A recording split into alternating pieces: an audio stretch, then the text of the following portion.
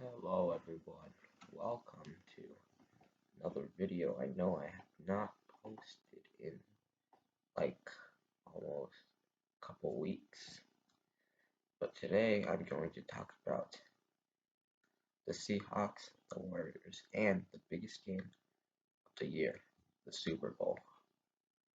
So first I want to talk about my thoughts on the Shane Waldron hire. So I think this honestly is a good hire for the Seahawks because he's learned from a really good coach in Sean McVay. Their offense is really creative. I think he can definitely bring some creativity and look what he could do. If you look at what he could do with Jared Goff, just imagine what he could do with Russell Wilson. And his press conference, he said that he wants balanced offense, but that doesn't mean he wants a conservative attack. And he's talking about generating some explosive plays. So that's obviously a positive. So overall, I'm happy with this hire. I'm happy we didn't get Adam Gase because that would have probably been a disaster. And he could even bring in some players from the Rams, which I'm going to get into my next part, which is my Seahawks offseason wish list. So for the, starting with the Rams roster, I think they have some free agents on offense. Gerald Everett, Joshua Reynolds, Malcolm Brown. Definitely bring in those guys, or at least one of them, because that brings some continuity from the Rams. That Shane Waldron, he knows those guys, so it would make his transition a lot easier, and he'll know very well how to use them. Gerald Everett, I don't think he was a big like huge status. He didn't like have lots of big numbers, but I mean, I remember watching he just run a route, get open, catch a pass, and get a huge chunk. And Malcolm Brown, we could bring him in if Chris Carson leaves. Be pretty cheap, and Josh Reynolds, we could bring him in as like maybe a number 3 receiver in case like David Moore and Philip Dorsett leave. And then on the Rams defense, there's these two people. I'm not sure if Darius Williams is a free agent, but I'm pretty sure I heard he is.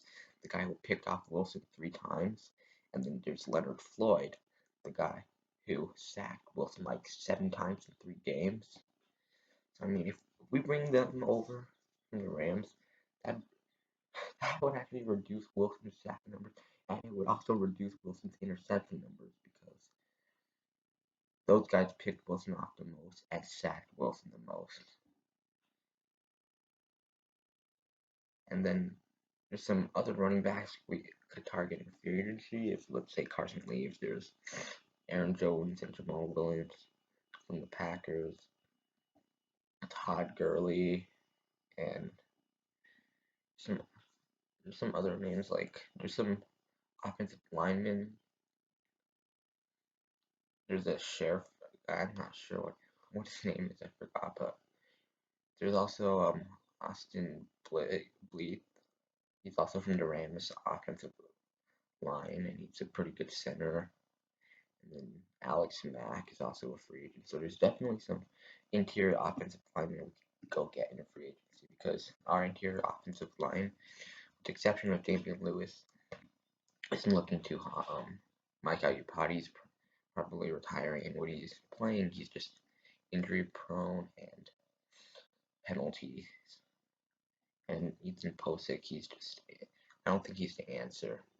After that concussion, he just did not look the same. So I think we should definitely pick someone up in free agency to replace them.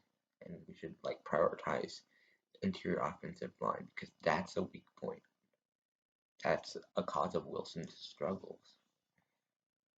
And then on defense, I mean, I already mentioned Darius Williams for a cornerback because Griffin and Dunbar are free agents, but I want the Seahawks to re-sign Griffin in. But if they don't, maybe we could get Darius Williams or Richard Sherman if he's cheap, because Richard Sherman, he's free agent again. But I'm feeling probably just gonna go to Jets with Robert Saleh. And now I'm gonna talk about Golden State Warriors. I mean, they've been inconsistent lately. They've lost their healthy centers. But on Thursday they just played amazing. Kelly Oubre exploded 40 points. That was awesome. They play again today. Hopefully they can repeat what they did on Thursday. That small ball lineup is what Kelly Oubre seems to excel in. He excelled in that role with the Suns last year. So I mean, if he can just continue this production when James Wiseman and Kevon Looney come back, we're a really good team. I'm not asking for like 40 a night. I'm asking for if you can consistently produce 20 points and play defense each game, that would be a key to success for the Warriors. And next thing is the Super Bowl, which is between the Kansas City Chiefs and the Tampa Bay Buccaneers. So in this game, you guys probably already know who I'm going for, the Chiefs. So I mean, for both teams are really highly talented. Chiefs are arguably the best offense in the NFL. They can do so many things really well. Trick plays, passing. They even got a run game going this year with Edwards-Helaire and Le'Veon Bell. They're just a complete offense. I don't know how Eric Bieniemy got passed up when it came to the head coaching job, especially with the Texans who hired David Culley instead. That did not make any sense to me. But I think the Chiefs' defense is probably their weak point, and the the Bucks' offense would definitely give them some fits because they got Mike Evans, Chris Godwin, AB, Tom Brady still playing well, although I did not expect that out of him this season. And the Buccaneers' defense has actually been playing pretty well this postseason. They're forcing turnovers.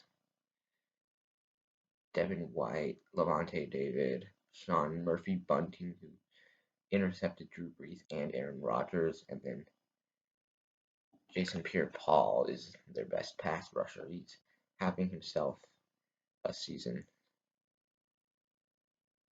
I think this game will be high scoring. I think in the end, the Chiefs will come out with a victory. They'll just do enough on offense, and I think they will manage to keep the turnovers low. And I think the Chiefs will win 33-27 and repeat as Super Bowl champions. Hawk number out. Go Warriors, go Hawks, and go Chiefs tomorrow only.